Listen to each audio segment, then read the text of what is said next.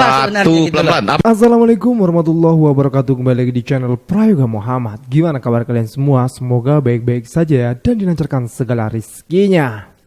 Babe Haikal di acara Suara Rakyat yang dipandu oleh Bung Aiman. Ya, kita tahu ya, dulu Babe Haikal itu termasuk orang yang sangat tegas, sangat keras terhadap rezim Jokowi. Tapi saat ini setelah beliau dekat dengan rezim Jokowi, beliau juga menjadi orang yang sangat keras juga untuk kepada orang-orang yang membenci atau mengkritik Pak Jokowi. Nah, kali ini ya di acara Bung Aiman Rakyat Bersuara mendebatkan soal Kaisang dan jet pribadinya dan juga Fufu Fafa. Kenapa sih Fufu Fafa ini kok nggak segera ditangkap ataupun dari kepolisian pihak hukum tidak bertindak cepat gitu sehingga melebar kemana-mana. Dan dari sini akhirnya gue bisa melihat ya, nggak menyangka gitu Babe Haikal sanggup jungkir balik untuk membela keluarga dari Pak Jokowi. Oke teman-teman semua, coba kita lihat dulu nih ya perdebatan antara Babe Haikal dan juga Bung Roy Suryo. Kita lihat video. Gue dari sini mau komentar dulu sedikit soal Babe Haikal nih. Sekarang gini ya teman-teman semua ya. Padahal Bung Suryo itu menginginkan adanya tanggapan dari akun Fufafa ini agar clear siapapun itu di balik akun Fufafa. Bukan berarti Bung Roy Suryo itu hanya ingin memperkeruh suasana seolah-olah ingin adanya keretakan antara Pak Prabowo dan juga Gibran Raka Buming Raka. Sebenarnya bukan itu persoalannya, tapi di sini Babe Haikal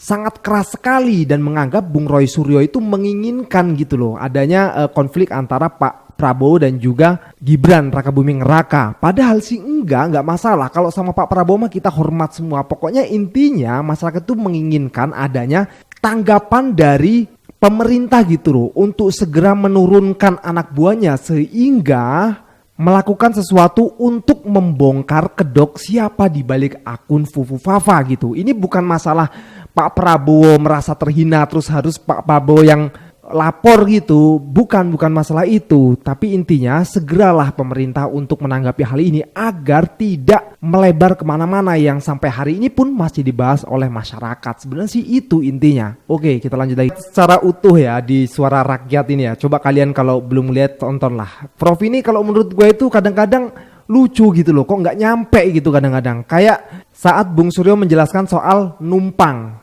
Nah di situ udah dijelasin tuh, tapi si Prof ini malah justru ngomong ya kalau misalnya pilotnya yang berinisiatif untuk melalui tempat-tempat atau rute tersebut gimana? Kan lucu ya, namanya pesawat mah pilot mah ngikutin aja apa kata penumpang.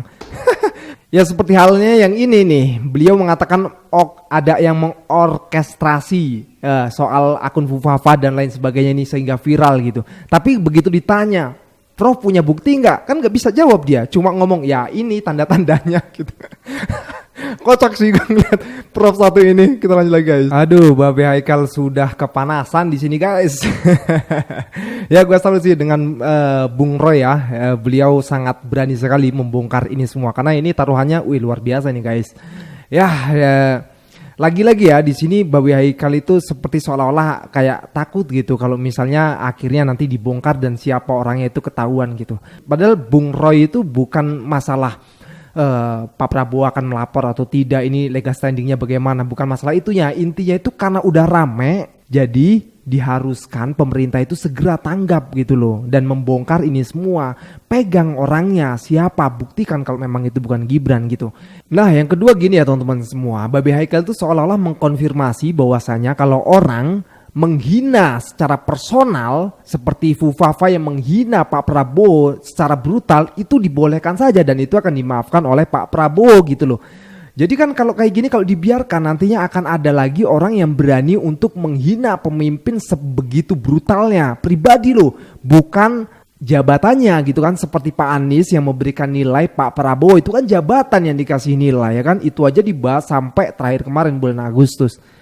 Nah itulah masalahnya dan itu yang dipermasalahkan. Nah yang terakhir nih Babe Haikal dengan Bung Adian. Nah ini mengenai RUU perampasan aset. Di sini pun Babe Haikal langsung terdiam. Kita lihat videonya. Enggak gini. Bang Adian kan ada di dalam. Kenapa sampai sekarang yang diminta oleh Presiden Jokowi undang-undang perampasan aset, kenapa ketum Anda itu tidak menyetujui gitu loh? Kenapa DPR nggak ikutin gitu loh? Ya dijawab dong, dijawab. Jawab aja. Oke. Kalau itu Ya, kalau jadi, dijawab. kalau itu disetujui, perampasan aset itu 400 ini cuman saya udah ngitung ya, saya udah masukin di Instagram saya ya. Hanya Dijawab 5 orang kapan? saja 440 triliun balik loh dalam waktu saat loh. Dan itu siapa Ini 5 kapan orang itu? jawabnya nih? Partai apa itu? Coba lihat aja. Ini udah boleh jawab. Oke, silakan Bang Adian. Oke, sebenarnya gampang. Semua partai yang berada di Jokowi setujui aja. Langsung diketok itu. Kemarin juga begitu, dulu-dulu juga begitu. Artinya jangan kemudian mengkambing hitamkan PDI Perjuangan. Itu loh, kan semua partai setuju, ya ketok aja. Pasti jalan kok itu. Kenapa nggak diketok-ketok? Lalu cari kambing hitam ke partai lain. Gitu loh. Soal perampasan aset, padahal kan Kim Plus itu sampai 80% apa ya? Nah itu kan bisa aja Pak Presiden menyuruh para ketua umumnya untuk menyetujui soal perampasan aset ini ya, RUU perampasan aset. Sehingga menjadi UU perampasan aset gitu. Tentunya itu juga akan menjadi legacy dari Pak Jokowi ya harusnya ya. Tidak hanya bangunan tapi juga UU perampasan aset, kan mantap harusnya. Tapi kenapa kok sampai hari ini tidak terjadi juga? Itu permasalahannya apa? Ya nggak boleh juga kalau kita menyalahkan PDIP dan lain sebagainya. Ya nggak sih? Kalau menurut kalian gimana guys? Oke teman-teman semua, gue rasa cukup ya. Jangan lupa untuk berikan komentar dan kritikan kalian di bawah ini. Jangan lupa juga untuk like, subscribe channel ini. Sekian dari gue, Priyoga Muhammad. Wassalamualaikum warahmatullahi wabarakatuh.